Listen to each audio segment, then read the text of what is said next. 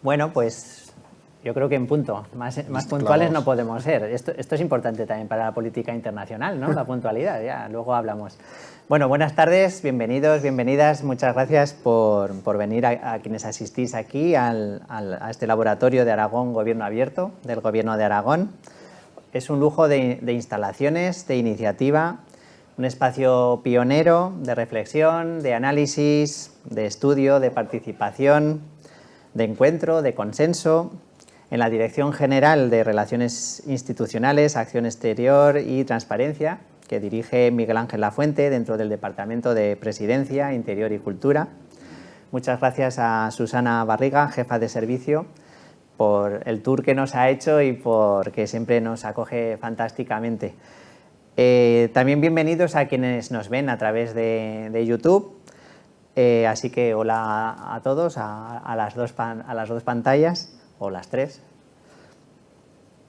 Bienvenidos también a este ciclo Diálogos de Influencia, organizado por el Laboratorio Aragón Gobierno Abierto del Gobierno de Aragón, en colaboración con ACOP, la Asociación de Comunicación Política. Como gente observadora y avispada que sois, veréis que no soy Verónica Crespo. Ya lo siento, porque la verdad es que Verónica tiene muchas cualidades, muchas dotes y no podemos llegar a ser como ella, pero bueno, los dos hemos sido delegados de ACOP en Aragón, los dos hemos sido asesores de comunicación política, algo frikis me temo de este mundillo, así que bueno, prometemos esforzarnos por estar a su altura, de su valía, de su compromiso, de su trabajo. Como sabéis, Verónica está gestando una ayudante doctora, entonces, bueno, en una de las próximas ediciones pues ya la tendremos aquí en un carrito a la ayudante doctora, así que todo volverá a la normalidad. Diálogos de Influencia es un ciclo de 5 charlas que se desarrollan a lo largo de este año 2024. Esta es la tercera, estamos ya en el Ecuador. Se celebra una charla cada 2 meses aproximadamente. Siempre con invitados de primer nivel, del mundo de la comunicación, de la política. Y en esta ocasión contamos con Fernando Arancón. Muchas gracias por estar aquí. Bienvenido. Muchas gracias. Es el director del Orden Mundial, un medio que es mucho más que un medio, ya nos lo explicará, como iremos analizando ahora con el director. Y también le agradecemos los esfuerzos que hace este medio por intentar que entendamos en qué mundo vivimos y luego veremos hacia qué mundo vamos. Explican la política internacional con mucho rigor, tanto en su medio como también en el podcast, que está yendo muy bien, como en redes sociales. Así que, ahora que no nos escucha nadie, pseudomedio no sois. Pseudomedio no somos, gracias a Dios. O sea, que... Ya habéis superado esa... Bueno, estuvimos en una etapa amateur que es muy bonita, sí. Que no sé si es la de pseudomedio, pero desde luego es como embrión de medio, y luego ya terminamos naciendo en 2017. Entonces, como esa evolución también es un camino bonito de recorrer. Como entonces, le tocará a la tú has vivido doctora. todo el itinerario del medio. Sí, es una etapa, claro, al final yo llevo ya... Bueno, teniendo 32 años, más de 10 en esto. Entonces, claro, da como mucho vértigo, ¿no? Pero es un camino muy bonito desde que empieza como una especie de idea que puede llegar a ser, pero todavía no es nada, y el camino que vas haciendo y la infinidad de problemas que te vas encontrando y la infinidad de cosas que vas aprendiendo, porque eso como que va siempre a la par, hasta que acaba siendo un medio, no sé si grande, pequeño, mediano... mejor o peor, pero bueno, desde que eres una entidad de medio vas haciendo cosas, vas teniendo tu equipo, vas sacando pues que si el podcast, que si vas a la radio, vas a la tele y tal y cual, pues no sé, creo que esa parte, ese camino me parece muy bonito y que sobre todo que te enseña mucho, que no sé hasta dónde llegará esto, yo espero que lo más lejos posible, pero creo que toda esa experiencia es algo muy bonito y que, no sé, que ya a nivel personal, profesional, humano, te aporta mucho y que te enseña mucho eso. Eres colaborador también del programa de Onda Cero Julia en la Onda, que también te exigirá estar siempre a la última para poder aportar tu visión. Sí, sobre todo, claro, con Julia también llevamos 7 años ya, que han pasado muchas cosas.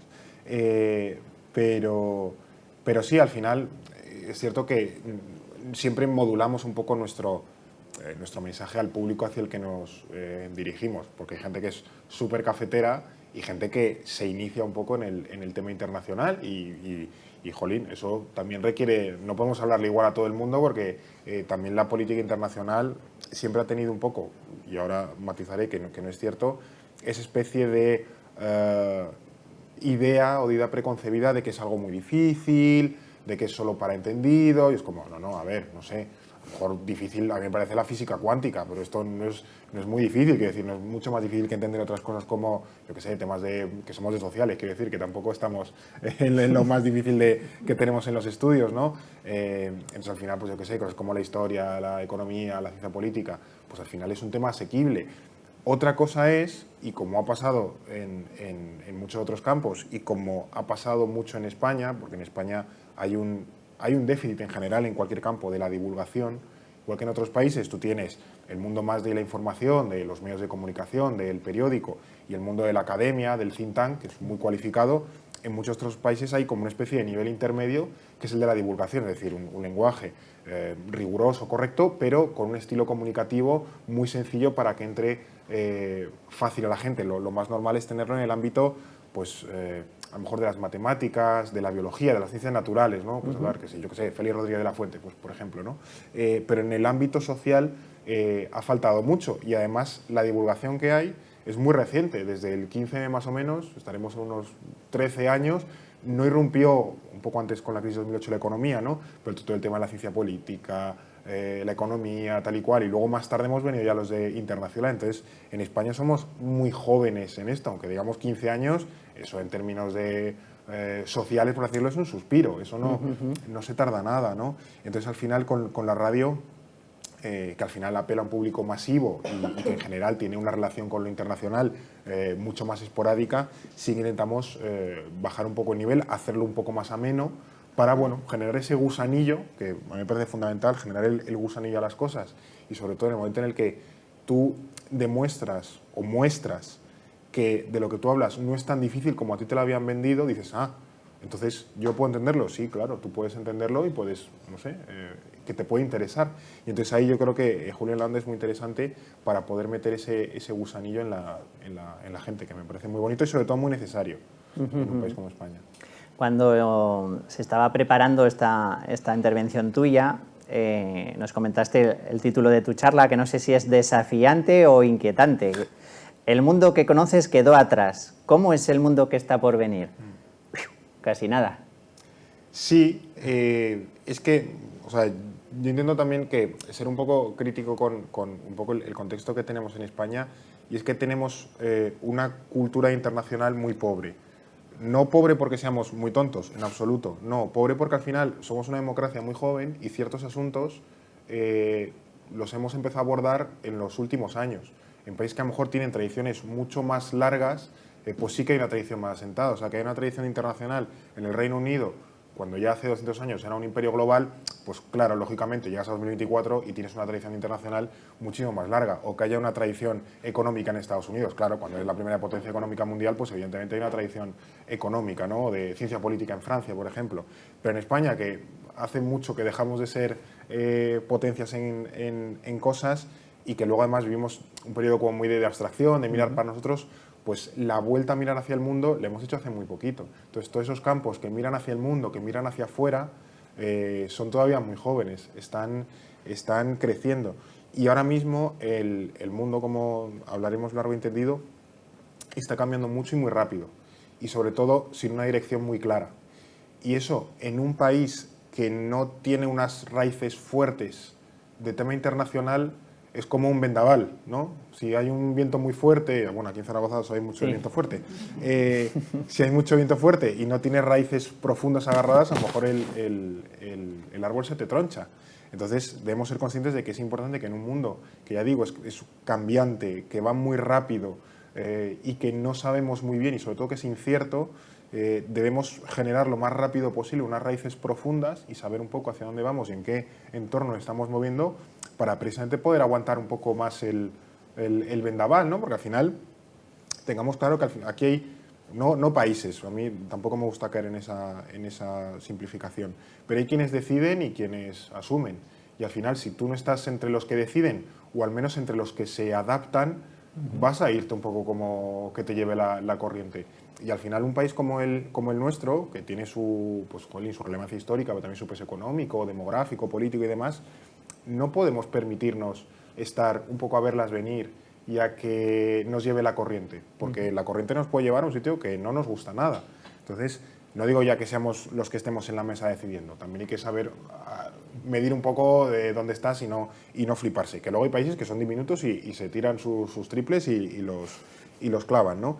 Pero también saber que debemos adaptarnos, que debemos interesarnos por ciertas cosas para estar un poco preparados hacia ese mundo que viene, porque el mundo, ya digo, aunque sea cambiante, no va dando bandazos de un año pasa esto y al año siguiente pasa lo contrario. Al final el mundo tiene unos meandros relativamente suaves, pero claro, aunque se tarde tiempo, también las estructuras como los estados o las empresas grandes tardan mucho tiempo en anticipar los problemas, en reaccionar, en prepararse para lo que viene, en implementar soluciones. Entonces, a lo mejor lo que tú pensabas que es un suspiro, a lo mejor tardas 5 años o 10 años, ¿no? Entonces, ese es un poco el mundo que viene y hacia el que debemos estar un poco preparados.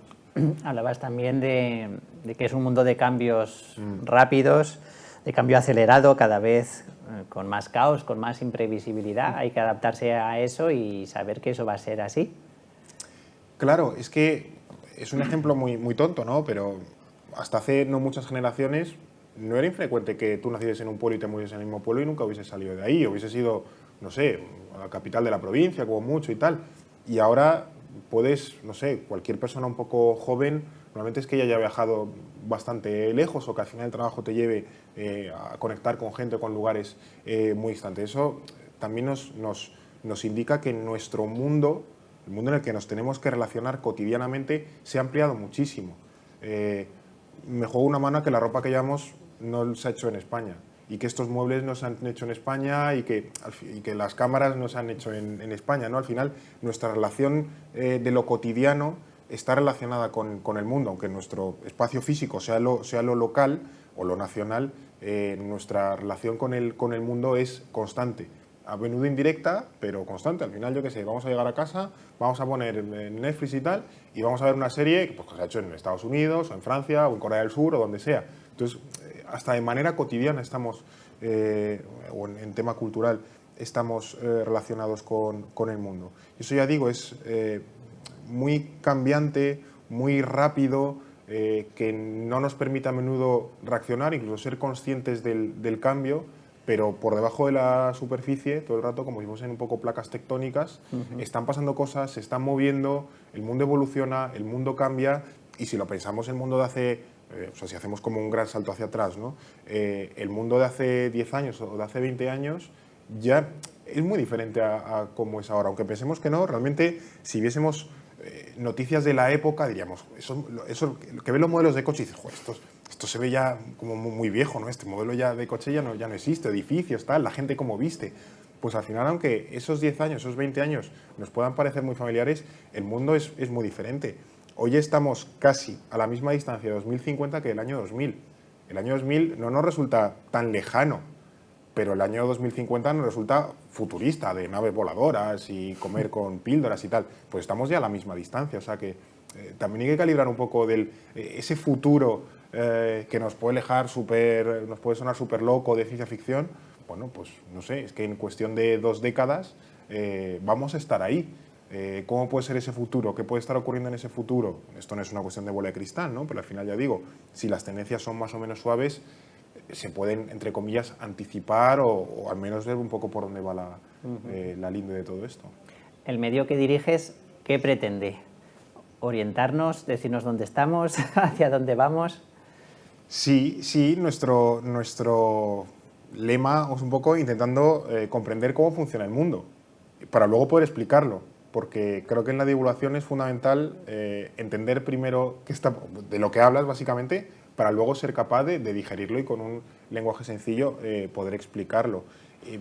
Pero sí, al final nosotros la divulgación que hacemos es intentar trasladar algo que siempre se ha percibido como algo como muy complejo, que también ha sido muy elitista, de hecho, al final lo internacional, diplomáticos, tal, no nos liemos. Lo internacional puede ser comprendido por cualquier persona, pues es traducirlo a un lenguaje más común y más llano y difundirlo en la sociedad.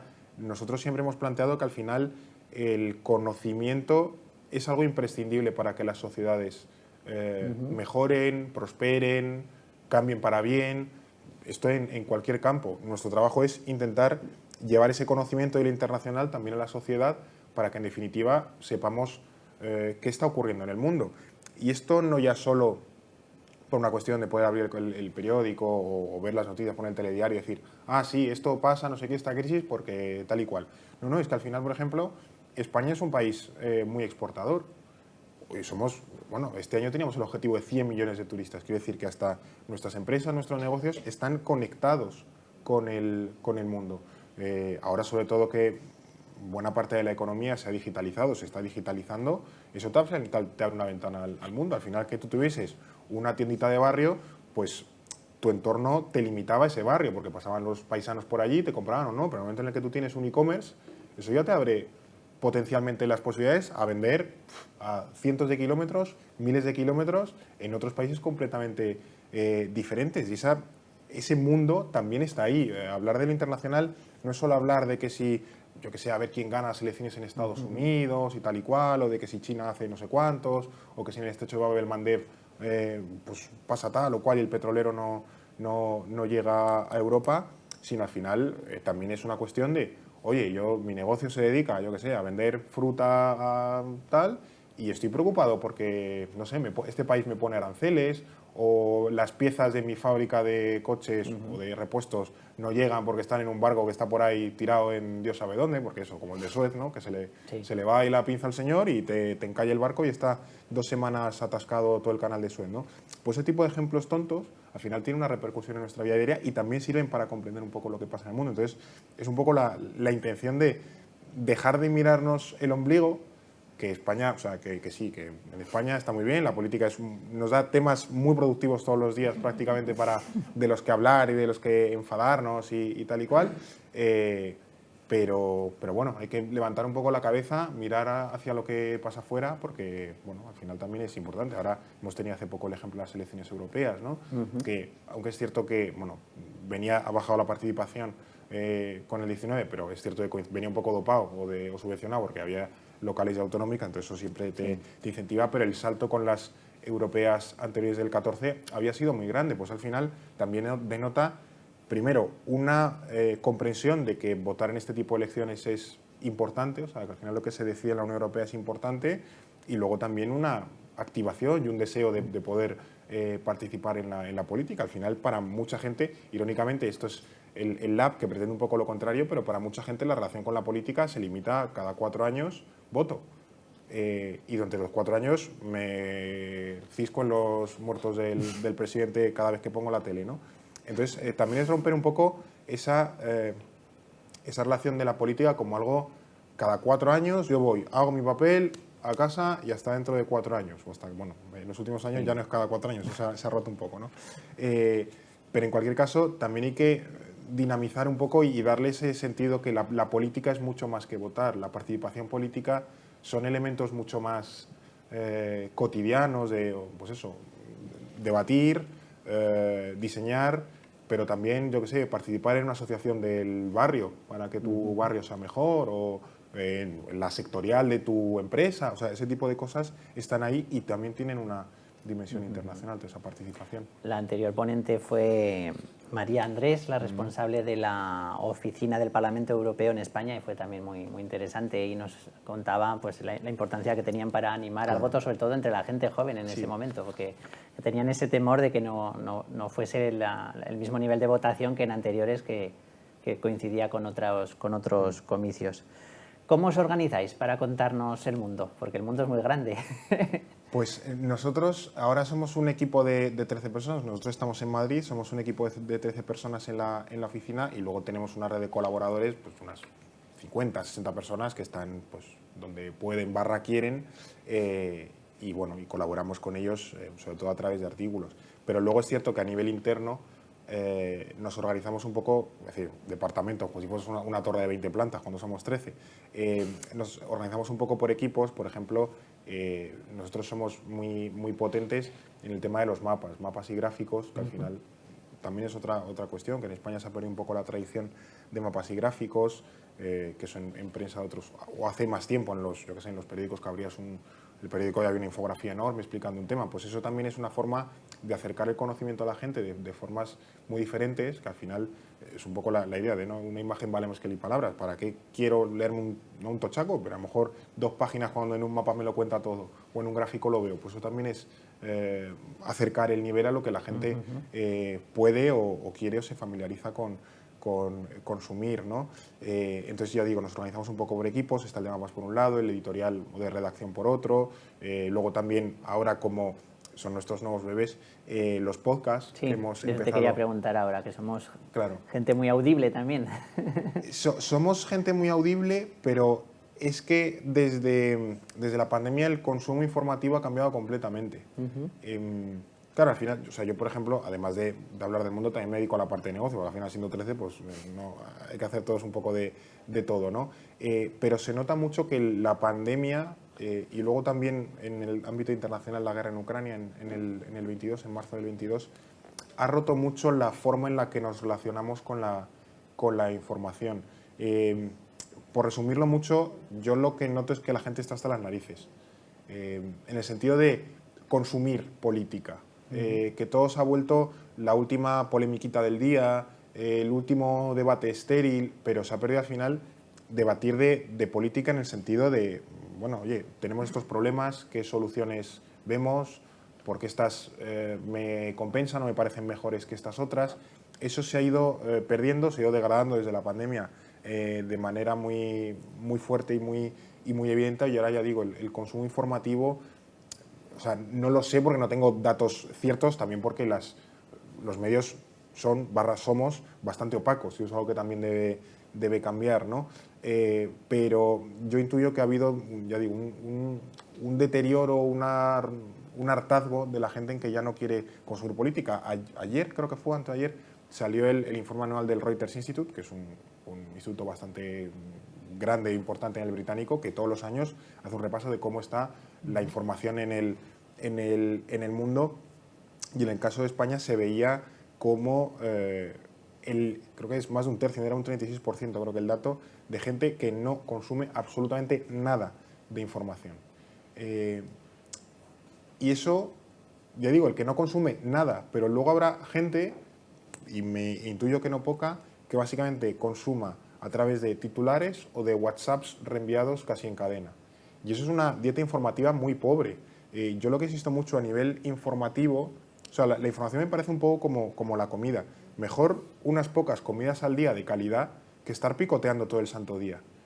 Porque hay, y esto o sea, a lo mejor pasa aquí, leer titulares no es informarse, leer titulares no es estar informado. Y esto también es importante decirlo. O sea, leer un titular al final es como la síntesis extrema de una noticia que probablemente tenga muchísimos matices, muchísimas visiones. Entonces, que abrir la portada digital, porque ya el periódico no lo compra absolutamente nadie, abrir la portada digital del periódico, ver, a ver, esto, no sé, Menganito dice, tal, fulanito dice tal, yo qué sé, el CGPJ o Dios sabe qué, o Trump o el Sursum Corda, pasa esto. Ala, ya me he informado. No, por Dios. Eso es que has cogido 3 cacahuetes, 2 anacardos y 2 nueces, te los ha llevado a la boca y ya está. Nadie diría que eso es comer. Simplemente has picoteado 3 patatas y tal y cual y ya está. Entonces, yo siempre digo, mejor leerte un artículo al día, pero que sea de principio a fin, así algo, tampoco tiene que ser una cosa loquísima, pero un artículo de principio a fin, o 2 o 3, tampoco hay que saturar, y ya está, y hasta el día siguiente. Mejor eso que me he leído 10 titulares o he visto 5 minutos de las noticias y me creo que ya soy la persona más informada, ¿no? Porque eso al final te distorsiona mucho la realidad, porque se pierde, al final simplificas toda la realidad en 3 líneas y pierdes los matices. De hecho, eso es un poco lo que nos motivó a nosotros a hacer el podcast, que ahora, de hecho hemos sacado otro hace 15 días, pero como que el primero no es el fin del mundo, que también lo hicimos para salir un poco de la dinámica pesimista que nos habíamos metido en el tema internacional. Cada vez que pasaba algo, jolín, la Tercera Guerra Mundial ya está aquí. No, hombre, por favor, un poco de calma, ¿sabes? O sea, esto no es vivir constantemente al borde del apocalipsis nuclear. A lo mejor llega algún día, no lo sé, pero bueno, yo creo que, o quiero creer que cuando esté cerca lo sabremos medio ver. Entonces ya podremos hacer lo que queramos hacer en esos últimos momentos. Pero, de momento, eso, cualquier mínima crisis, una cuestión de, ¡buah!, nos acercamos a la guerra, tal, como, de nuevo, ese intento de rascar un poco más del fondo del barril a ver si con algo más de atención, es como, no, la gente está hasta las narices. O sea, una crisis diminuta en la última isla del Pacífico no puede convertirse en estamos a borde de la Tercera Guerra Mundial, porque ni es cierto ni va a funcionar así todo el rato. Y eso, de nuevo, insisto, satura a la gente. Mucha gente, de hecho nos ha pasado con el podcast, al final nos acababa respondiendo diciendo, oye, muchas gracias, porque al final vivía, y esto pasaba, o sea, nos lo ha contado gente, vivía en un estado de ansiedad constante porque veía la tele o Twitter y tal y sentía que el mundo estaba a 5 minutos de acabarse. Y eso generaba ansiedad a gente. Entonces, al final, nosotros buscábamos hacer un poco de contexto, un poco de calma, bueno, ya digo, de dar miradas un poco largas, hacia atrás y hacia adelante. Entonces, la gente agradecía ese espacio de decir, vale, o sea, sí, hay una crisis y tal, pero bueno, me la han contado, lo he entendido, efectivamente tendrá su gravedad, a lo mejor se va de madre, pero no es tan grave como parecía hace un rato, que parecía que íbamos a morir todos de manera casi instantánea, ¿no?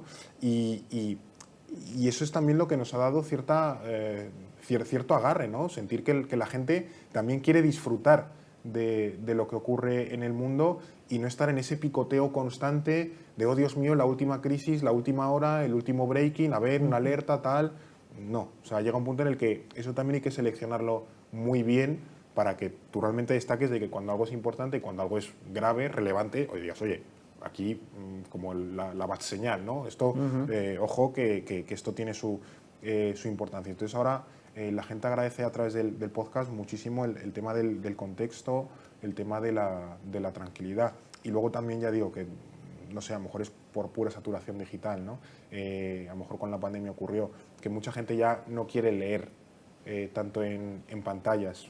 Creo que a nivel editorial del libro físico ha aguantado bastante bien. De hecho, creo que ahora que se ha terminado la Feria del Libro de Madrid, no sé cómo haría este año, pero creo que la última se habían vendido un montón de libros y tal. De hecho, me parece muy bonito que la gente quiera volver a leer en papel, ¿no? Yo es que soy fan del papel, no aguanto los e-books y demás. Yo soy completamente talibán del papel. Pero independientemente de eso, ya digo, noto que la gente se ha cansado de leer en digital y busca eso.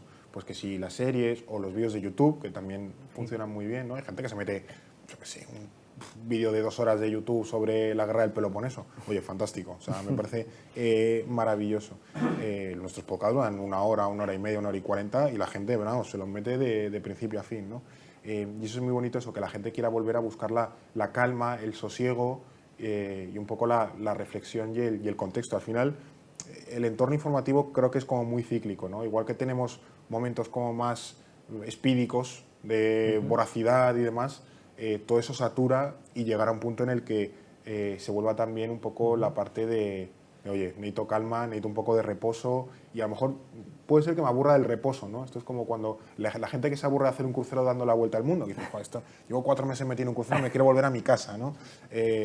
Todo no se puede acabar aburriendo hasta hacer un crucero dando la vuelta al mundo, pero en esas etapas de sosiego, pues a lo mejor la gente dice, bueno, necesito un poco más de rock and roll, ¿no? Bueno, pues todavía no estamos en eso, quizás en un futuro sí, pero ahora mismo, no sé, noto que la gente demanda mucho esa calma, porque el que no demanda calma, lo hemos visto, es que directamente desconecta. Y eso, de cara al debate público, ya entender lo que pasa afuera, eso es grave, desconectar.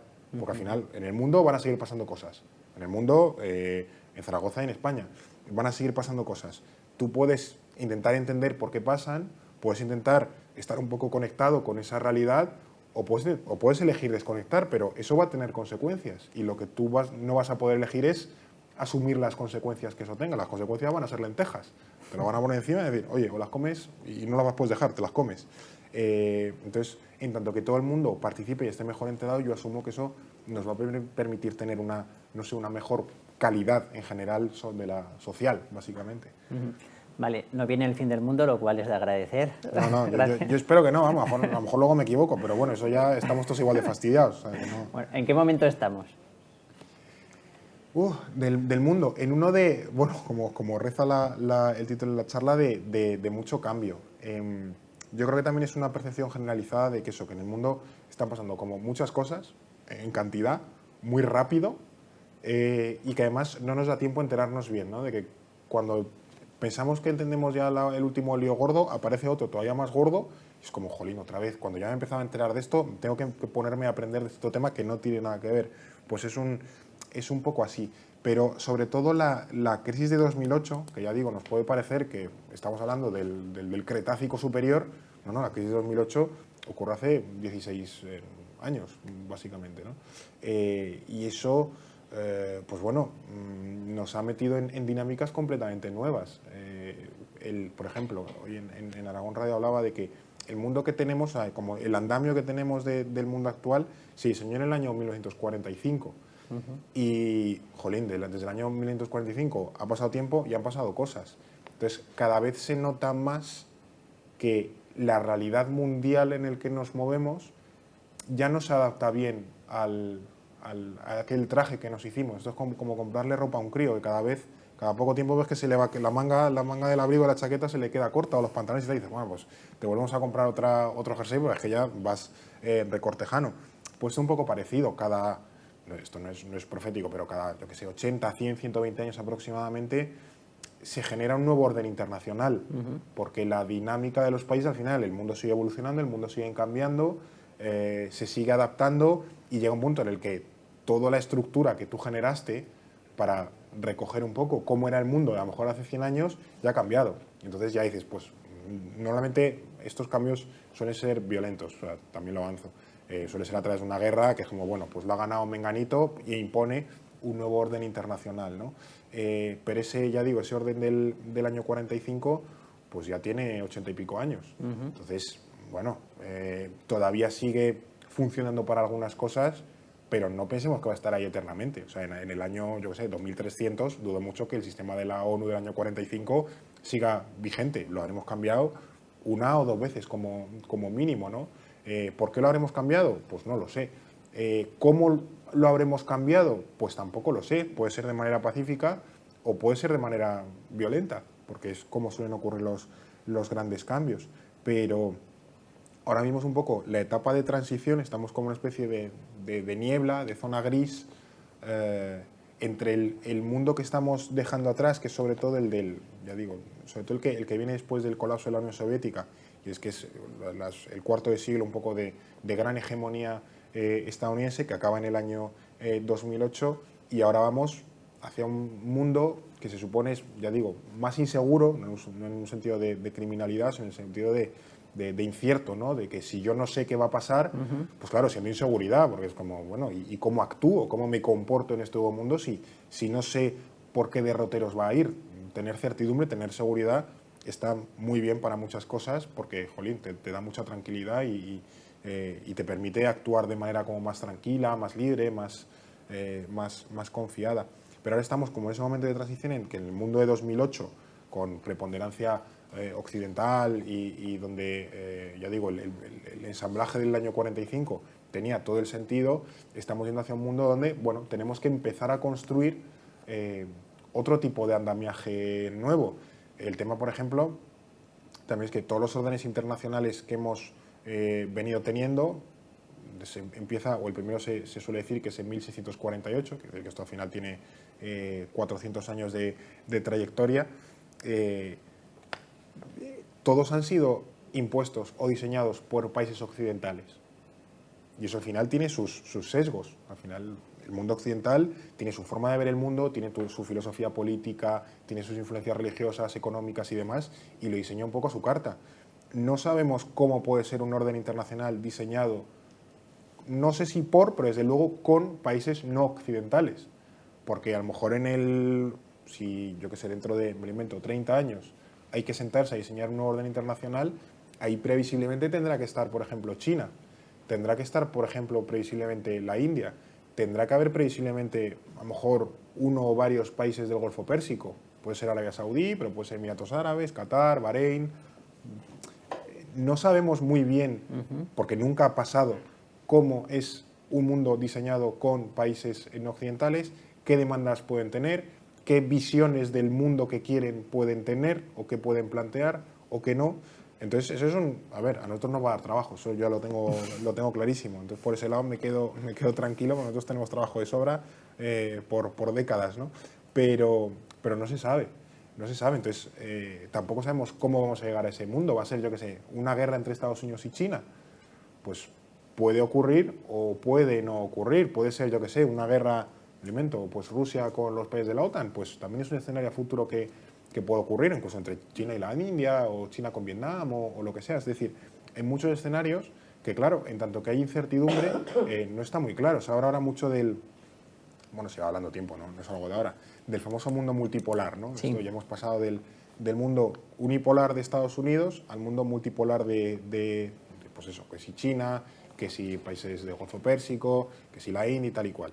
Ahí surgió el famoso acrónimo este de los BRICS, que luego de los BRICS solo ha sobrevivido China como tal. El resto siguen un poco. India sigue yendo ahí un poco, pero luego Rusia, Sudáfrica y Brasil se han quedado un poco por el camino, y China ya no es una potencia emergente, es una potencia de sobra emergida y que se la ve a mucha distancia, ¿no?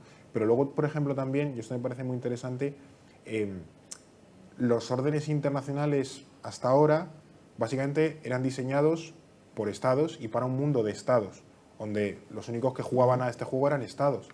Pero es que ya hay empresas enormes que tienen mucho más poder que estados. Es que yo qué sé, un Google, un Meta, un ByteDance, que es chino, los que tienen TikTok, esto ya digo, puede haber bancos, empresas de todo tipo, ¿no? Ya tienen mucho más poder que estados, mucha más influencia que estados, tienen demandas, como tienen los estados, y a lo mejor en un hipotético orden internacional futuro, las empresas también tienen que jugar un juego. Evidentemente, en la conferencia de San Francisco, el año 45, pues las empresas no se sentaron a negociar. Quizá influyeron un poco, pero muy poco. O sea, ahí no llegaban las petroleras a decir, oye, yo quiero esto. Decía Estados Unidos, cállate ya, que ya miro yo por mí y por ti un poco, ¿no? Pero a lo mejor eso, en un futuro, pues Google quiere decir, oye, yo quiero que se empiecen a reconocer ciertas cosas de la inteligencia artificial, es decir, que el mundo tenga en cuenta ciertas cosas, ¿no? O los bancos chinos que digan, no, es que yo quiero que el yuan pues tenga también el reconocimiento de segunda junto con China, se hacen un poco de comandita y dicen, yo creo que el yuan junto con el dólar sea las dos monedas de referencia internacional, ¿no? Y todo eso está pasando. Ahora, por ejemplo, se estaba debatiendo en Europa, creo que se contaba el otro día no sé, en El País o en el Confidencial o algo así, que claro, en Europa, desde los años 90, más o menos, o un poco antes, 80, jugaba esta idea del, pues eso, libre mercado a tope y hay que competir y aquí, porque esa idea liberal, ¿no? O más bien neoliberal de los 80-90, de aquí si competimos todos con todos, vamos a ser mucho más fuertes, vamos a generar empresas mucho más potentes. Y el otro día salía que Nvidia, la empresa esta de microchips, ya vale más que toda la bolsa alemana.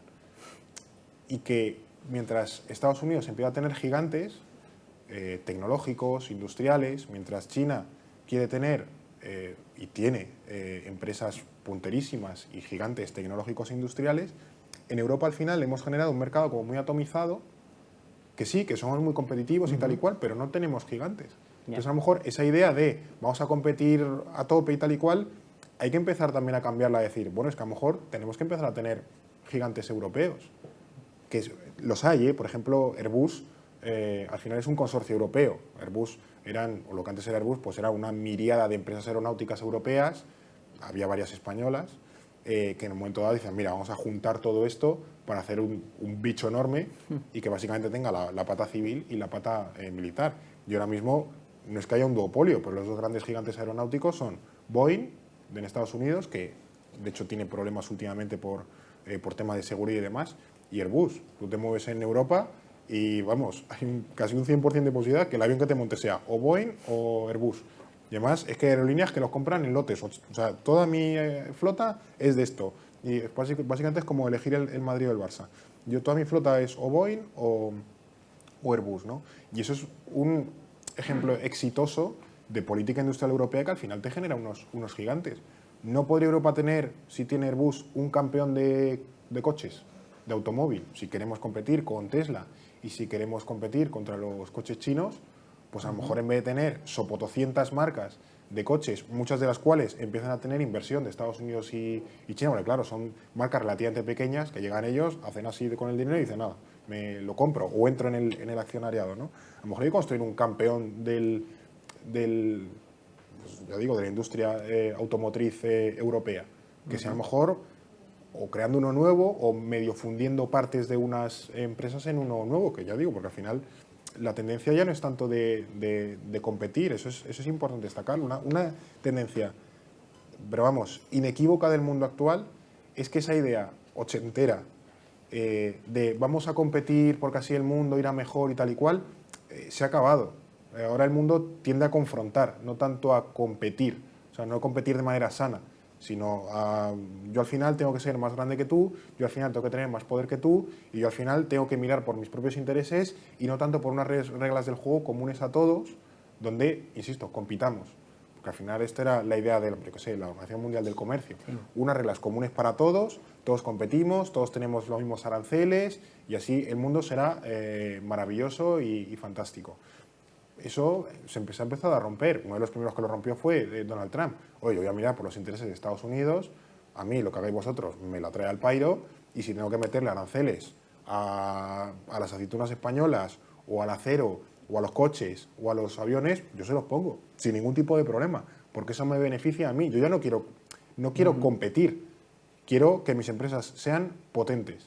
Y si eso implica protegerlas a nivel arancelario, yo lo hago. Y luego ya si quieres, o sea, para empezar, te meto una clavada de aranceles impresionante y luego ya si quieres, hablamos de a ver si hacemos un acuerdo, tal, a ver qué aranceles nos ponemos y tal y cual. Pero yo ya he dado el primer paso, yo he disparado y luego si quieres pregunto o dialogamos, ¿no? Entonces, esa idea del mundo cada vez más, ya digo, competitivo para mal, ¿no? Más confrontativo, más inseguro, también nos obliga a los europeos a tener un poco esa visión de decir, bueno, es que a lo mejor no los mantras, pero sí un poco las líneas maestras que han guiado nuestro pensamiento durante las últimas décadas, a lo mejor hay que asumir que simplemente no han funcionado. Y hay que cambiarlas, y hay que replantearlas, y hay que repensarlas. Y no está mal reconocer que lo que tú creías, la política, simplemente ha fallado. Era un diagnóstico que, a lo mejor porque no tiene que ser culpa de uno, que a lo mejor el mundo pues cambió y fue por unos derroteros que tú no esperabas y hay que adaptarse, ¿no? Lo preocupante, creo, sería seguir empeñados en intentar insistir con unas recetas que ya se han probado que no están funcionando como nosotros pensábamos que iban a funcionar y sobre todo que otros países están probando otras cosas y les funciona bien. Entonces, la Unión Europea, bueno, pues tendrá sus aciertos, tendrá sus errores, pero también debe empezar a pensar en que a lo mejor eso, el mundo en el que nosotros pensamos que nos íbamos a desarrollar y que siempre con un asterisco es donde al final tú mandas, porque por lo general sueles tender a barrer un poco para casa, no te vas a poner un escenario súper pesimista, ese mundo no se ha producido. Ese mundo que creíamos que iba a existir no existe. Ese mundo simplemente se han llevado un poco el gato al agua otros países, otros sectores, y ahora nosotros debemos tener un poco la jugada definitiva de adaptarnos. Yo creo que al final va a ser la gran, suena un poco a coach aquí de vendehumos, pero la gran palabra o el gran concepto que va a definir estas décadas es adaptación. Adaptación a un mundo cambiante, adaptación a la agilidad, adaptación al tiempo y adaptación a un contexto que ya no nos es favorable. Es que también los europeos nos hemos acostumbrado a jugar siempre cuesta abajo. Pues claro, éramos nosotros los que mandábamos, pero ahora el mundo o el campo se nos pone un poco cuesta arriba. Entonces debemos aprender a jugar en un campo cuesta arriba. Cuando mandas tú y puedes hacer un poco, hacer y deshacer un poco, no tanto ojo, ¿no? Como si esto fuese un señor patata que quitas y pones o un Lego, ¿no? No es esa cuestión. Pero si al final tenías unas ventajas que otros países no tenían. Y en el mundo de ahora, pues los europeos ya no somos los que mandamos. Somos un actor, no sé si secundario, pero desde luego tiene un papel que pinta que va a ser más secundario. Entonces ahí, pues ya digo, aprendemos a jugar un poco con el campo cuesta arriba, con normas que a lo mejor no hemos puesto nosotros, o realmente, pues no es que nos vayan a comer por los pies, pero vamos a tener pues muchísimas dificultades para seguir prosperando y de nuevo, para dar prosperidad a nuestras sociedades, que al final es lo que buscan, supongo que todos los países. Te nombran ministro de Asuntos Exteriores, lo siento. Uh. ¿De quién te haces más amiguito o cuáles, digamos, que serían más tus aproximaciones para reforzar tus alianzas o con quién te gustaría estar mejor avenido de lo que se está? Por interés te quiero, Andrés, quiero decir. Claro. Lo que tú percibes que puede interesar más. O sea, España, como un país de 47 millones de personas y poco más de 1 billón de euros de PIB, nuestra primera tabla de salvación es la Unión Europea, porque ahí pasamos de 47 a 450 y de 1 billón, no sé cuántos billones de PIB tiene, creo que son 10, 11 o algo así. O sea, esa unión a nosotros nos compensa. El mundo actual, si intentamos ir solos, estamos muertos, porque hay en muchos sitios son mucho más potentes que nosotros, que hacen las cosas mucho mejor que nosotros y donde simplemente no podemos competir. Y eso hay que asumirlo. Podemos competir a lo mejor en sectores muy concretos, sí. O sea, España, a lo mejor, yo que sé, en turismo, pues sigue siendo una potencia, pero es como, o sea, si pensamos que toda nuestro salvavidas va a ser el turismo, no. O sea, ya avanzo que no. Y también, además, el turismo es un poco, aunque sea un sector servicios, es un poco una commodity. Nosotros, igual que otros países, dependen un poco del cacao, del café, del petróleo, nosotros dependemos del sol. Y de que gente venga a nuestras playas, viene una pandemia y un 12% de tu Producto Interior Bruto se queda a cero. ¿Y qué haces? No es problema del resto. Es un poco cuando, yo que sé, país que depende mucho del petróleo y el petróleo, por lo que sea, pega un bajonazo. Pues claro, ese país, pues ese año a lo mejor se tiene que declarar en bancarrota o acabar yendo al Fondo Monetario Internacional, ¿no? Entonces yo creo que la primera salida es la Unión Europea, con todas sus múltiples y profundas disfuncionalidades. Pero en cualquier caso, el papel de España pasa por Europa o no pasa por, vamos, ni por la esquina.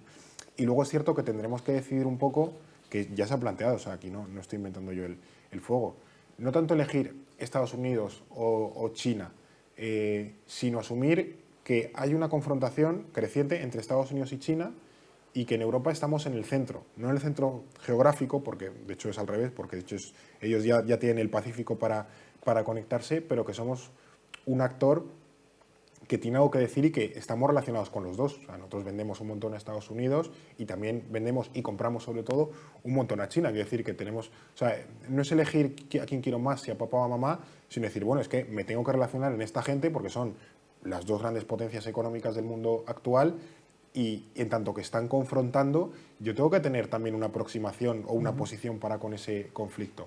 Probablemente no sea la mejor decisión ir a uno o a otro, y mucho menos en Estados Unidos, donde a lo mejor en noviembre te están votando por Trump sin ningún problema y a partir de enero no lo tenemos que comer con patatas, con todo lo que eso implica. Entonces, al final, creo que también hay que asumir que, igual que hemos vivido mucho tiempo muy tranquilos, pensando que Estados Unidos nos sacaba las castañas del fuego en materia de seguridad y defensa, y que probablemente gracias a eso hemos podido construir estados de bienestar. O sea, bueno, que es un poco lo comido por los servicios, que a lo mejor los estados de bienestar actuales que tenemos en Europa, no sé si en España, porque no es el mayor ejemplo de estado de bienestar, pero que son unos daneses, lo han podido construir sobre todo porque Estados Unidos ha estado pagando el cheque de la defensa y la seguridad durante 50 años. Pero ¿qué pasa? Que en algún momento, por razones X, eso se acaba.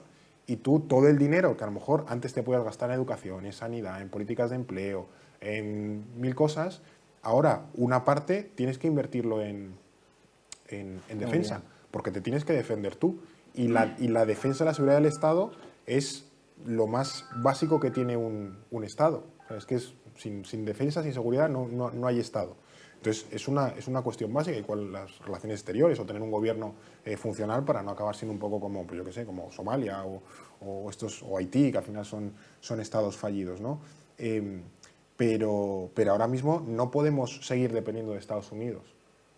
Para defensa, en absoluto. Y el problema es que tenemos en Europa es que no tenemos una industria de la defensa, aquí matiz importante, la industria de la defensa no es fábricas para hacer armas. La industria de defensa es también tener capacidades de ciberseguridad, tener capacidad de telecomunicaciones, tener capacidad de logística. O sea, la seguridad también es económica. es que el barco que me viene de China trayendo las piezas para mi fábrica de Valladolid llegue cuando tiene que llegar y no se quede atrancado porque le han asaltado unos piratas o le han metido un zambombazo a los hutíes o un idiota se ha quedado atrancado en el Mar Rojo y este tiene que dar la vuelta por toda África. Todos esos factores de seguridad económica también inciden en nuestra seguridad nacional. La seguridad nacional también es, insisto, económica y más en un mundo que tiende, pues, al final, ¿no?, al peso económico. Pero ahí dejar de depender de Estados Unidos es fundamental. Hoy leía en el País, me voy a hacer la enmienda, leía un titular, no me ha dado tiempo a leer la noticia completa, que España había bajado, ya era el último país de la OTAN en gasto en defensa. Antes éramos los penúltimos, solo por delante de Luxemburgo. Pero bueno, se ve que en Luxemburgo se han puesto un poco las pilas, no sé qué habrán hecho, pero bueno, y claro, ellos a poquito que hagan, pues ya suben mucho, no siendo tan pequeños. Pero claro, es que un país que aspira a ser, no sé si la cuarta potencia de la Unión Europea, no puede ser el último en gasto en defensa de la OTAN. Que no hay que ser el primero, porque también lo que se apunta en la Unión Europea es que hay que ser un poco listos y empezar a integrar capacidades. Si 27 países tenemos, pues yo qué sé, 27 sistemas de ciberseguridad, 27 fuerzas aéreas, 27 armadas, 27 armadas no, porque yo que sé, República Checa pues no, o sea, se ahorra eso, entonces se pueden dedicar a otra cosa. Pero un montón de cosas solapadas, llega un punto en el que es disfuncional completamente. O sea, pensemos en 27 ministerios que dicen todos lo mismo a la vez, pues llega un punto como no, tú te tienes que dedicar a esto, tú a esto otro y tú a otra cosa. Entonces, eso también es un debate que probablemente tendremos en los próximos años de empezar a decir, bueno, es que a lo mejor, yo qué sé, España lo que tiene que invertir no es tanto, ya digo, me lo invento, en ciberseguridad, sino en tener una armada mucho más potente para tener la zona del Atlántico, de las Canarias, Madrid y demás, mucho más invertido y con más recursos, porque somos con nosotros quienes tenemos esa tarea encargada. Y a lo mejor de la ciberseguridad se tienen que encargar los estonios, que son la leche en eso. Y a lo mejor, yo qué sé, de la industria militar se tiene que encargar Alemania o República Checa o tal, y otros países tienen que encargar de otras cosas, pero no hacer todos todo a la vez, porque eso, además de un dispendio absolutamente estúpido de recursos, es disfuncional desde el plano político. Pero como precisamente la seguridad y la defensa es de los puntos más sensibles para un Estado, va a ser también de lo más complicado de que cedamos o esa gestión de esas competencias se ceda en la Unión Europea o acordemos una cuestión integrada entre todos. Porque a lo mejor un país dice, yo qué sé, a lo mejor Hungría dice, pues no sé, yo no quiero renunciar a esto para que lo hagan los checos o los españoles o los portugueses. Yo esto lo quiero seguir haciendo yo porque para mi soberanía nacional es importante. Es como ya, es que si lo sigues haciendo y todos lo hacemos, estamos aquí gastando estúpidamente. Pero los países pueden decir sí, pero es que para mí es que es la esencia de mi Estado. Entonces es como un debate muy necesario, probablemente de los más urgentes que tenemos, pero a la vez muy sensible, porque toca la esencia misma del Estado. Es como si dijésemos, no, es que ahora pues eso, ahora como me has nombrado ministro de Exteriores, sí. Enhorabuena. Dijésemos, pues que las relaciones diplomáticas las va a llevar todo la Unión Europea. Ojo, los Estados dirían, ya, pero es que yo quiero seguir priorizando las relaciones diplomáticas con los países que yo quiero y tal y cual, es que esto no lo quiero ceder y entiendo que a lo mejor sea más práctico y útil y funcional que lo lleven todo en un único sitio, pero al final mi agenda, que también es importante, mi agenda se va a diluir con la de otros 27 y eso a lo mejor yo no lo quiero, ¿no? Entonces, ya digo, hay que romper un poco muchos miedos, muchos traumitas y muchas lógicas que están, vamos, ancladas con unos cimientos de cemento armado, en favor quizás de un mundo que es diferente y que a lo mejor nos está pidiendo otras cosas, que el mundo actual nos está pidiendo cosas que no hemos visto nunca en la historia. Y eso, claro, también da mucho miedo y mucho vértigo, pero es que es lo que nos toca un poco. Hacemos zoom otra vez, esta vez a tu medio. ¿Qué percibes que interesa más al usuario dentro de la información internacional? Pues esto tiene como dos caras, porque por un lado, bueno, lo que se llaman hard news y soft news, ¿no? Hard news es como la última polémica del día, Pedro Sánchez no sé qué, Ayuso no sé cuántos o tal, bueno, hard news. Y luego las soft news, que son cosas como un poco más sencillas, más agradables, más digeribles, que a veces es un poco, pues yo qué sé, gatito lo rescatan los bomberos en no sé dónde, bueno, pues eso como que te levanta un poco la moral, ¿no? Es cierto que cuando hay, yo qué sé, pasa lo de Israel pues primero el ataque de Hamas y luego la respuesta de Israel en Gaza.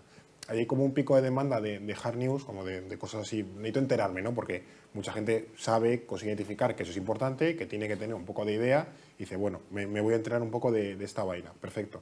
Pero eso luego como que cae también muy rápido. O sea, sube muy rápido y luego cae muy rápido porque llega un punto en el que no es que lo sepas todo, esto es un poco Dunning-Kruger, pero ya te has enterado un poco, te has situado, lo nuevo que ves en las noticias ya lo sabes situar, entonces te das por satisfecho. Entonces ahí nosotros invertimos mucho en eso, que son temas mucho más digeribles y agradables a muy largo plazo, lo que se llama evergreen, ¿no? Como que te puede durar durante muchísimos años. Y son historias como más curiosas, pero que también son importantes de historias del mundo, de países y demás que funcionan bien. Nos pasa mucho cuando la gente se va a... Hay países que se ponen de moda. El año pasado pasó con Vietnam, que todo el mundo se iba a Vietnam, no sé por qué. Media España estaba en Vietnam. Bueno, pues los contenidos de Vietnam, o el podcast también de Vietnam, funcionaban muy bien, ¿no? Porque al final, jolín, yo me voy a un país, obviamente, pues no tengo mucha idea del país, y me quiero enterar un poco de dónde voy, ¿no? ¿Qué ha hecho esa gente con su vida? Además de qué tiene de bonito, pues cuál es un poco el contexto del lugar, ¿no? Y ahí esos contenidos nos funcionan muy bien. También el tema de los mapas. Me pasó, estuve este año creo que en febrero en Londres. Y volviendo en el avión, yo que soy un poco cotilla, los de la fila de adelante iban con el móvil y un pasajero sigue enseñando al otro un mapa nuestro del Imperio Británico. Y claro, o sea, un mapa del Imperio Británico en Londres pues tenía todo el sentido del mundo, claro. Entonces pensé, jolín, es que al final este mapa tan tonto, probablemente a esta persona le haya servido para contextualizar su viaje y probablemente esta persona, o sea, no sabrá quiénes somos o qué hacemos y tal, se lo habrá encontrado, busca en Google, pues yo qué sé, Imperio Británico, mapa del Reino Unido y tal y cual. Y le habrá salido, pero le ha ayudado a entender mejor esa actividad a la que iba a hacer, que era pues darse una vueltecita por Londres, foto en el Big Ben, tal y cual, el Parlamento, no sé qué. Y eso es muy chulo porque es un contenido como muy soft, muy suave, pero que siempre te va a funcionar a largo plazo y que sobre todo te ayuda a no depender de la agenda, de tener que estar siempre buscando. Claro, en el momento en el que tú diseñas un modelo que es ultra dependiente de la última hora, necesitas rock and roll. Y como no deje de sonar la música, pues básicamente se te viene todo el sufle abajo. También es una forma eso de demostrar que el mundo, no sé, tiene historias atemporales, que han pasado cosas que, jolín, que merecen mucho la pena. Y ya puestos a contar secretos, ¿qué monetiza mejor en tu medio? ¿Qué parte de las informaciones percibís que son más rentables o por qué los usuarios son usuarios de un medio como el tuyo? Es cierto, de nuevo, cuando explota algo no sé dónde, así, pues eso, la guerra de Ucrania, el tema de Hamas y luego de Gaza, siempre hay un pico de suscripciones. Pero ya digo, eso creo que, o sea, en términos generales, lo que más nos aporta a nuestro medio son las suscripciones. O sea, nosotros tenemos 5.100, 5.200 suscriptores ahora mismo, que son los que nos dan pues, entre 2/3 y el 70% de los ingresos. Luego, pues eso, viene la radio, la tele, anuncios en la web y en el podcast, publicidad, o sea, cursos, o sea, charlas, un montón de cosas, ¿no? Lo tenemos como muy diversificado, pero el grueso son las suscripciones. ¿Y qué monetiza mejor? Pues ya digo, independientemente de cuando hay picos informativos, pero esto es una vez al año, básicamente, entonces no es sostenible, lo que mejor funciona es básicamente mostrar que tu trabajo es útil. Por ejemplo, a nosotros ahora nos funciona bien para convertir el podcast. El podcast no es de pago, el podcast es gratis. Pero en el momento en el que tú le muestras a la gente, oye, te estoy dando esto por la cara, pues básicamente te están metiendo a lo mejor un capítulo de 1 hora y media de Vietnam por la cara, y esto lo podemos hacer porque hay gente que nos apoya, se genera una sensación de comunidad y de empatía, también de deuda, de que al final, jolín, si te has escuchado, no sé, llevamos 100 y pico episodios ya de No es el fin del mundo, a de media, yo qué sé, 1 hora, pues al final te has metido 100 horas de contenido, jolín, muy sesudo, y has pagado 0 euros. Entonces también hay gente que ve decir, jolín, es que al final esta gente me aporta, forma parte de mi vida, forma parte de mi rutina. Hay gente que nos escucha mientras baja el perro, mientras plancha, mientras va de viaje, mientras hace cosas, mientras va en el metro a trabajar y demás, o en el coche. Entonces, en el momento en el que tú formas parte de la vida de la gente, en el sentido más cariñoso del mundo, adquieren una pequeña deuda contigo. De decir, jolín, es que forman parte de mi vida, forman parte de mis rutinas, esta gente me está dando un montón de cosas chulas a cambio de nada, pues jolín, hay gente que en la medida de sus posibilidades pues decide aportar de vuelta, ¿no? Y eso, aunque es algo más inestable en el sentido de que eso es muy formal, es muy generar sensación de comunidad, creo que también es muy estable, porque al final nuestros cimientos económicos es que dependen de 5.000 personas diferentes. No es como... También es un modelo que nosotros hemos generado un poco a raíz o como respuesta de toda la crisis que hubo de los medios de comunicación desde la crisis de 2008, que claro, todo dependía del publicista de turno o del megabanco de no sé dónde que te ponía unas morteradas descomunales, que claro, con la crisis se asusta, quita el dinero y el medio hace ¡pum! Entonces, claro, nosotros vimos que ese modelo era completamente insostenible y sobre todo que en países europeos o en Estados Unidos ya había una tradición de la suscripción. Nosotros en 2017, cuando no había lanzado la suscripción, el modelo de suscripción, ningún medio grande, nosotros decidimos dar el paso. Pero no y por una razón muy sencilla, es que esto antes o después iba a llegar. Y aquí, no hombre, pero si es todo gratis, está en internet, ¿cómo voy a pagar yo por esto? Pues sí, chico, no sé, igual que antes si querías el periódico lo tenías que pagar, yo qué sé, el euro o las pesetas que fuesen. No te iba gratis porque el kiosquero te pegaba, te molía palos. Entonces, también la cultura del todo gratis hizo mucho daño en el sentido de, no, es que este periódico es gratis. Bueno, es gratis de que a ti no te cuesta nada, pero no es gratis. Y luego también creo que ha ayudado mucho a la cultura del pago digital, no a la suscripción, del pago digital. Cosas como Netflix o Spotify, que han normalizado el hecho de, sí, voy a pagar por un servicio digital, voy a pagar por estar suscrito a una cosa que me da entretenimiento, en el sentido más genérico, puede ser de música, puede ser de series, puede ser de pelis, y por qué no también de una revista o un magazine o algo de tema internacional, ¿no? Entonces, en ese sentido, creo que en los últimos años, en la última década, se ha suavizado mucho esa fricción que existía con el pago digital, pero ya digo, nosotros ahora dependemos sobre todo de los suscriptores, básicamente.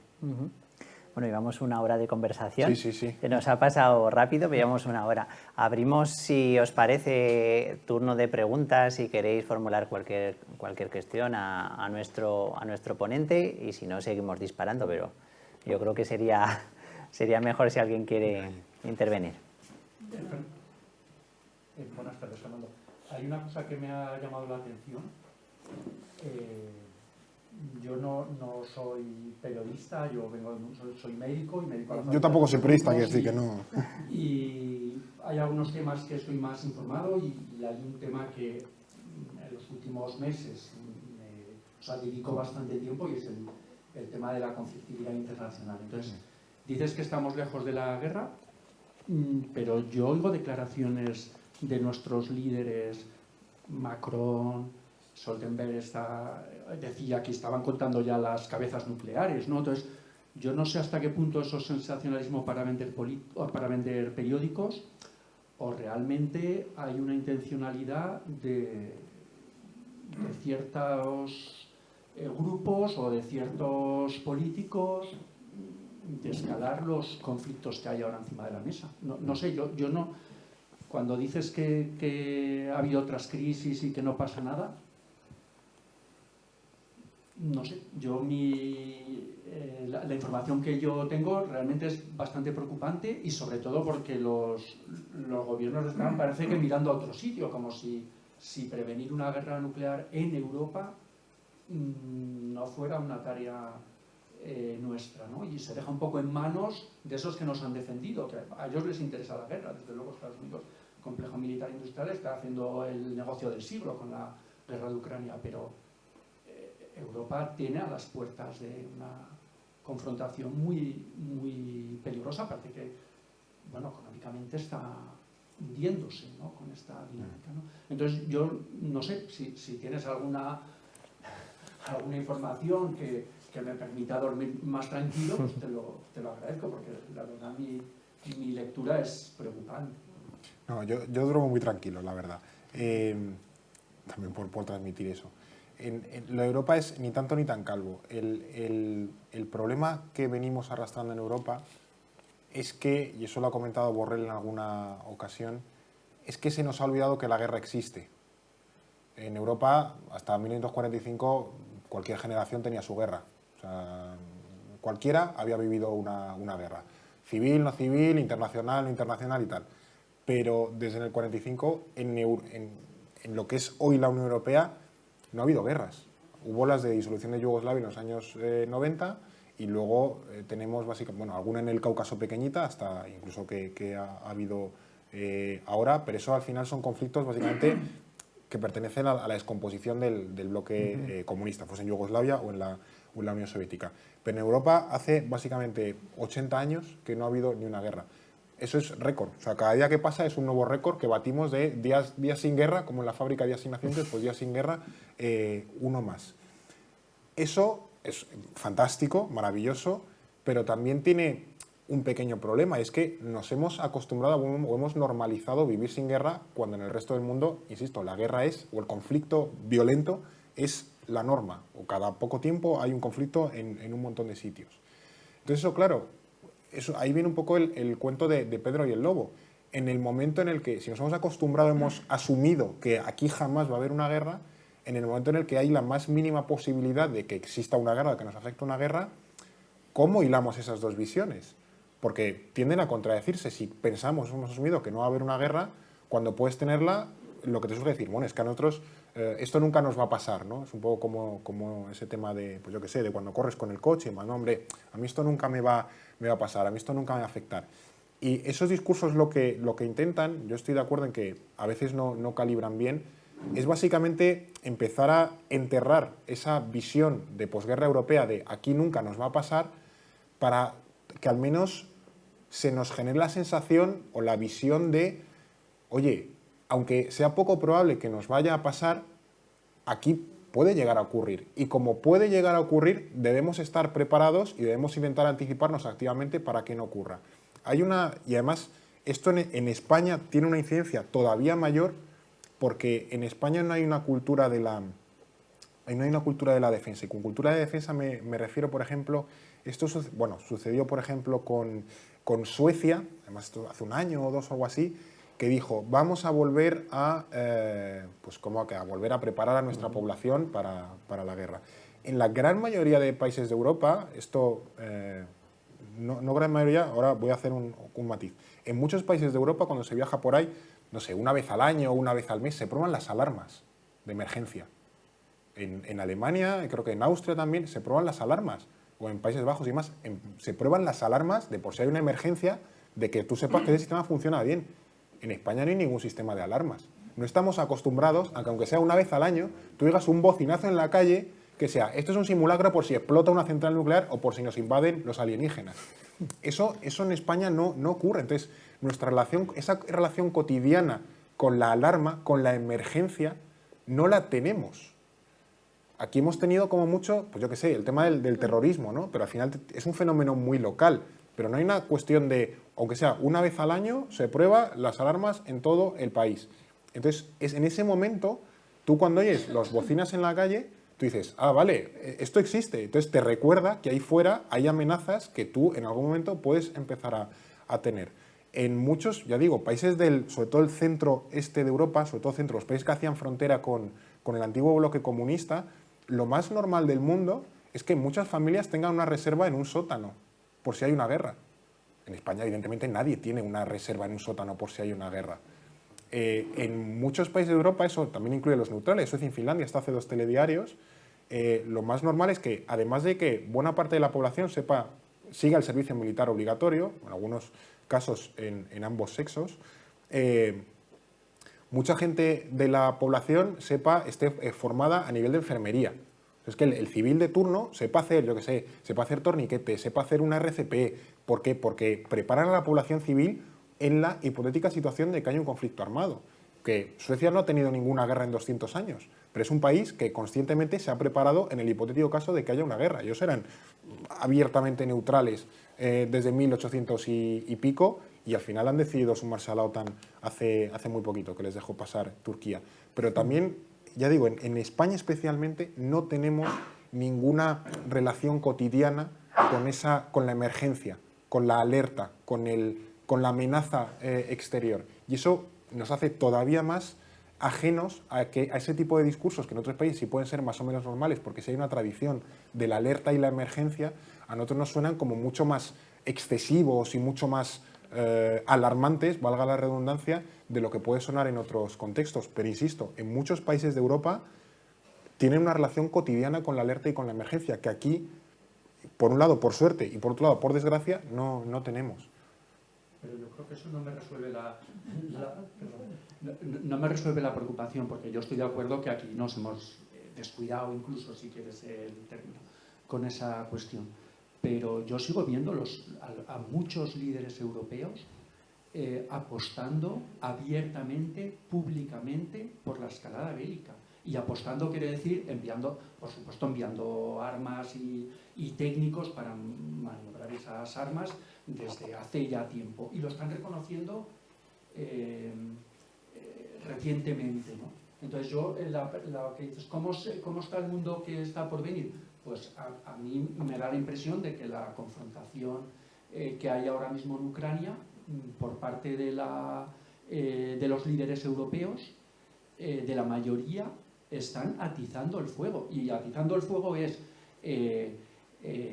atacar los sistemas a los radares rusos de defensa nuclear rusa. Digo, ostras, esto es una provocación enorme. Aceptar que rompen los gasoductos, que sabemos todos quién ha roto los gasoductos y quién es el principal beneficiario, y bajar la cabeza y mandar armas. O sea, Europa, los líderes europeos están haciendo tienen unas actitudes respecto a la guerra, que es lo que me preocupa. O sea, que podría ser el punto de que hay que ir a la mil y que hay que defenderse y tal. Pero en Europa tenemos una tradición de diálogo y de paz, ¿no? Y ahora de pronto eso ha sido reemplazado por el diálogo de decir, no, hay que ir a la guerra a lo bestia, hay que armarse mucho, hay que armarse los que más, y lo del tema de la diplomacia ya, si acaso, vamos a apartarlo. Y ya digo, en mi opinión, mayormente beneficia a Estados Unidos, que es una potencia que está en guerra comercial con China, pero que está sacrificando a Europa. O sea, desde luego a Europa no nos interesa tener una superguerra aquí al lado, y no nos interesa. Y los líderes, ya digo, no solo Macron, no solo Scholz,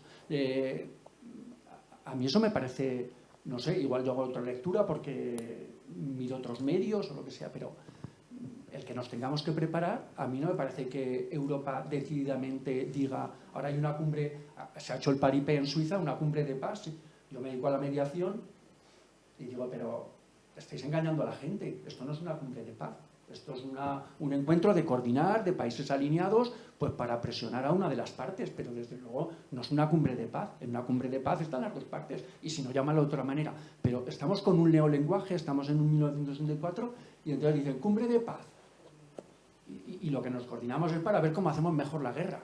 Decir, oye, cumbre de paz, sienta a las partes y fuerza a las partes a llegar a un acuerdo.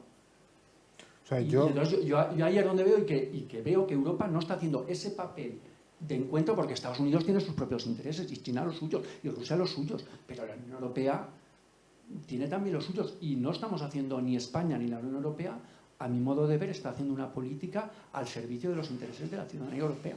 Está haciendo una política al servicio de los intereses de la OTAN o de las grandes empresas norteamericanas, que son las que en definitiva se benefician. Esa es un poco mi lectura, igual soy muy dramático, pero bueno, día tras día las palabras se van escalando y los límites, y se van haciendo más cosas. Cuando nos rompen un puente, le rompen. O sea, bueno, en fin, no me quiero enrollar y ojalá haya más preguntas un poco más optimistas que la mía, ¿no? Gracias. O sea, lo retomo breve si quieres. O sea, los discursos es un poco el pepito grillo, en el sentido de el discurso en Europa es muy claro. Debemos ser capaces de solucionarnos las papeletas por nosotros mismos sin depender de manera externa. Y nuestro punto de partida es tan malo que hay que empezar básicamente por construir ciertos mimbres básicos. Si no queremos, no podemos depender del armamento estadounidense, tenemos que empezar a desarrollar nuestra propia industria. Si no queremos depender del dinero estadounidense para subvencionar la defensa, tenemos que invertir nosotros en defensa.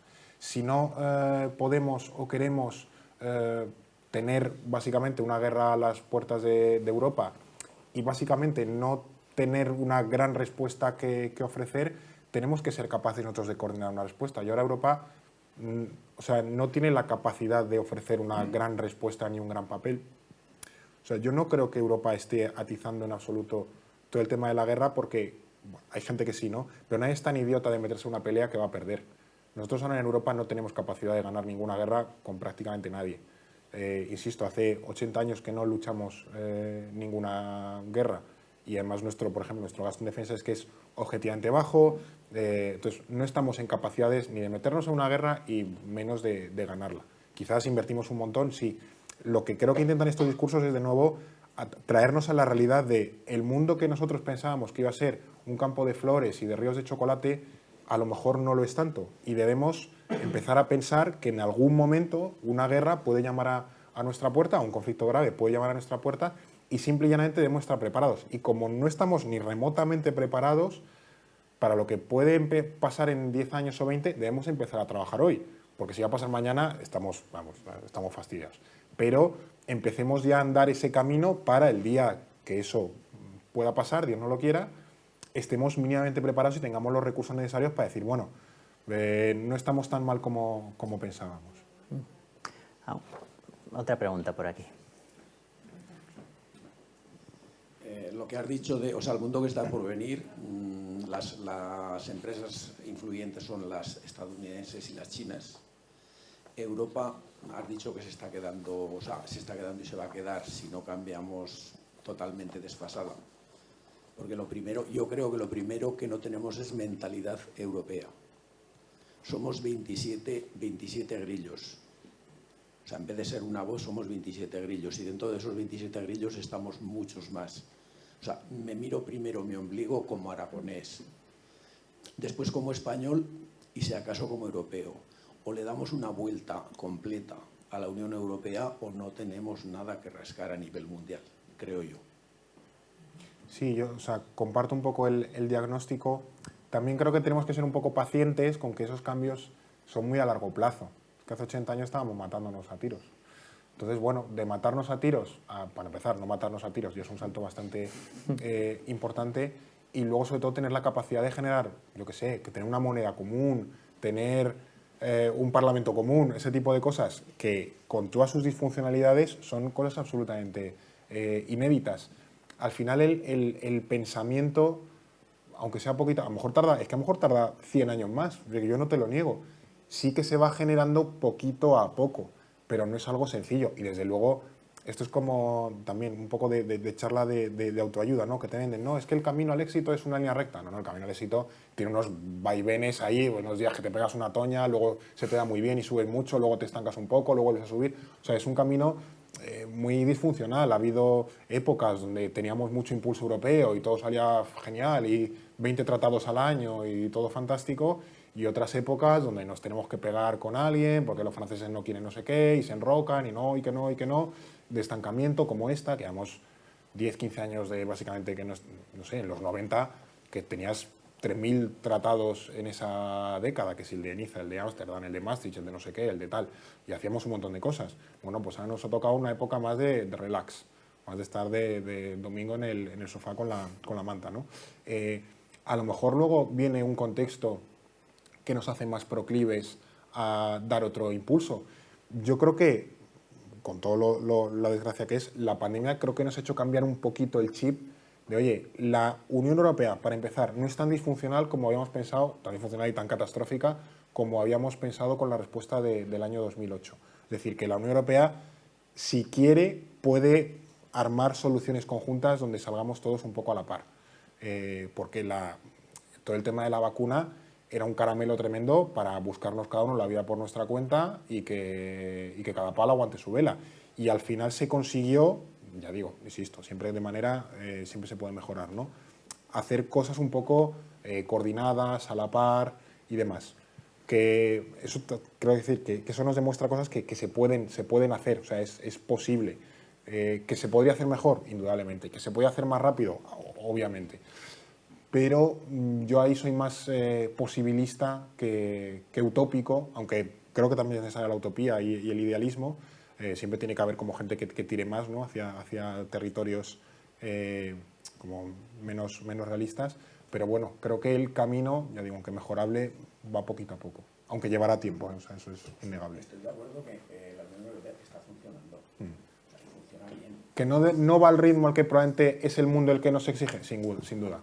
Y eso al final, si el mundo va más rápido, lo que avanzas tú te vas quedando atrás, sí. Sí. Bueno, no sé si hay alguna pregunta más. Vamos ahí al fondo, que el brazo lo veo. Allí, sí. Has hablado aquí de Europa, pero vamos a ver. Yo vi una vez algún artículo sobre la influencia de China dentro de la Unión Europea y de algún lobby chino. Y después está el tema de cómo han comprado empresas. Se puede decir que han comprado países. Y yo creo que hay un, diremos, imperialismo que, con todos los respetos, necesita también una política europea pues más firme.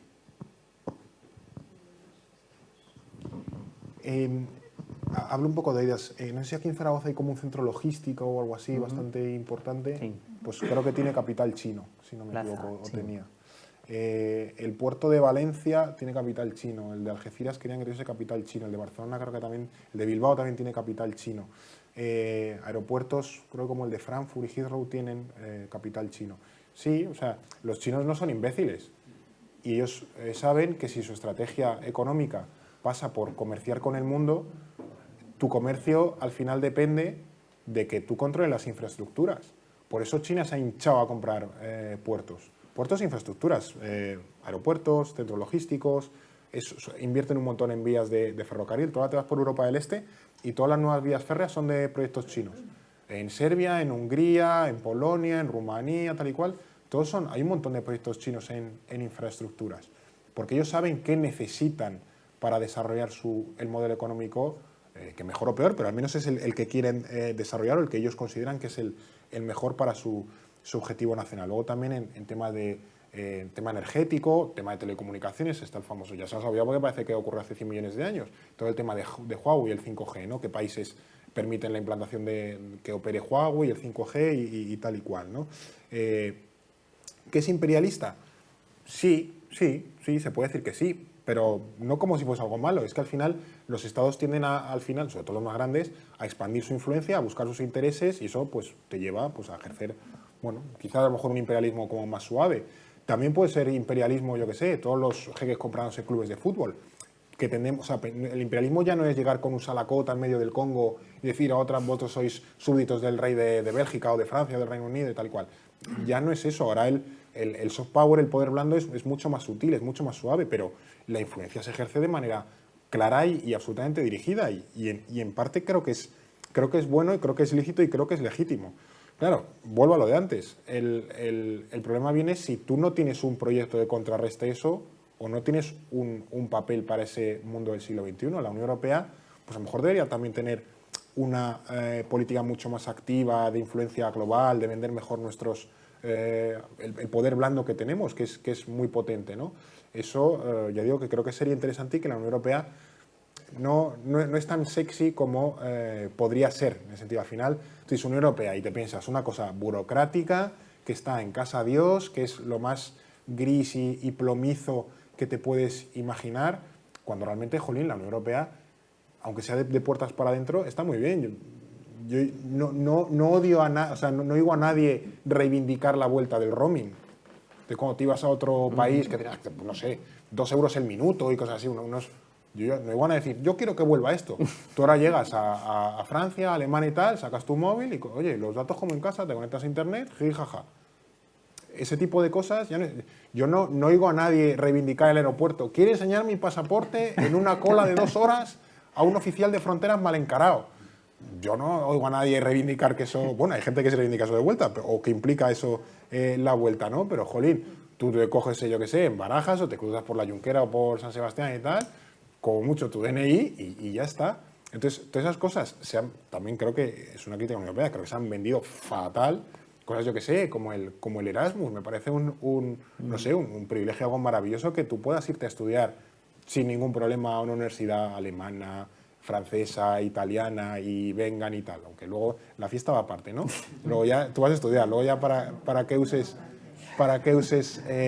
los estudios o la estancia, eso ya es otra cosa, ¿no? Pero ya solo el hecho de tener la posibilidad es maravilloso, y luego también hay todo el programa Erasmus se ha ido ampliando, ¿no? A más niveles educativos, todo el tema de profesores, el intercambio, o sea, eso creo que es muy bueno. ¿Qué pasa? Que es que no se cuenta, no se vende. Creo que a veces también hay un poco de complejo de bueno, es que a ver si me voy a vender yo mucho, que eso también nos pasa mucho en España, que hacemos unas cosas fantásticas, pero no sabemos vendernos ni venderlo. Pero al final hay unos activos ahí que están ahí y que podrían ser casi la envidia del mundo, que no los utilizamos. ¿En cuántas, no ya países, regiones del mundo les encantaría poder viajar sin pasaporte, les encantaría poder intercambiar estudiantes sin ningún problema? Y al final no lo han hecho o porque no saben o porque no quieren o porque no les sale, pues tenemos aquí unas cosas que son absolutamente maravillosas, pero que parece que nos las hemos quedado un poco para nosotros, ¿no? Aquí como voy a atesorar esto como un huevito, cuando es algo que a lo mejor deberíamos vender en exportar. Oye, vamos a intentar que este modelo se replique en otros sitios, que sí, que debería ser un orgullo, sí, que un estudiante de Zaragoza se puede ir a estudiar a Bolonia, a Berlín, a París, y eso es algo que es casi inédito en el mundo. O puedo moverme por 20 y no sé cuántos países con el DNI, sin ningún problema, y nadie me para, no hay ninguna frontera que me pare. Eso ya digo, es impresionante, y eso en cuanto sales de Europa es que lo ves. Pero aquí como que no es que no se valore, es que de nuevo lo hemos normalizado tanto que ya hemos perdido como esa garra de querer vendernos un poco al mundo y también mostrar un poco la influencia y lo que somos capaces de hacer. Yo ahí coincido contigo en que la Unión Europea como que pega como muy poquita gana. Es como, ay, te voy a pelear en este mundo así, pero sin mucha fuerza, como si fuese a tal. No, y hay que vender aquí la moto. Pues muchas gracias. Yo tengo una pregunta muy importante. ¿Cuántos idiomas habláis en vuestra empresa? ¿Os habéis contado alguna vez? Pues la verdad es que no. Pero tampoco, es cierto que tampoco tantos. No sé, a lo mejor hablaremos 3, 4, 5, no son muchos. O sea, inglés, español, inglés, francés, eso por descontado. Luego no sé si alguien de alemán y demás, pero sí, esos 3, o sea, los que son de trabajo de Naciones Unidas, esos todos, sí. Genial, muchas gracias. Bueno, pues muchas gracias, Fernando, ha estado genial. Muchas gracias. Vamos, yo me lo he pasado estupendamente, no sé, yo creo que todos. Anunciamos ya cuáles son las próximas sesiones. Después de haber estado Verónica Fumanal, Javier Gallego, María Andrés y tú, en septiembre tendremos con nosotros a Emilio Domenech, a Nanísimo, sí, para hablar de las elecciones americanas, que antes hablábamos de ser friki. Bueno, pues eso ya es llevarlo, vamos, con mucho conocimiento a vivirlo de verdad. Él es de los que cree que Biden gana. Yo no soy tan optimista como Emilio, pero bueno. ¿Sí? Sí. O sea, yo creo que Trump va a ganar. Es mi vaticinio aquí, la bola de cristal, ¿no? Es un pues poco ver, mi creencia. A ver quién gana, si Nanísimo o tú, eso lo sabremos. Tenemos ahí un pequeño pique entre los dos, a ver quién gana en noviembre. Y en noviembre ya, por último, Jesús Espino hablará sobre la marca ciudad, y con eso habrán terminado ya las 5 ponencias de este ciclo maravilloso que ha tenido lugar aquí en el laboratorio. Así que muchas gracias, que tengáis un muy buen verano, que descanséis todo lo que podáis y más, y nos vemos a la vuelta ya con Verónica, con su niña y lo que haga falta. Así que nada, muchísimas gracias por estar.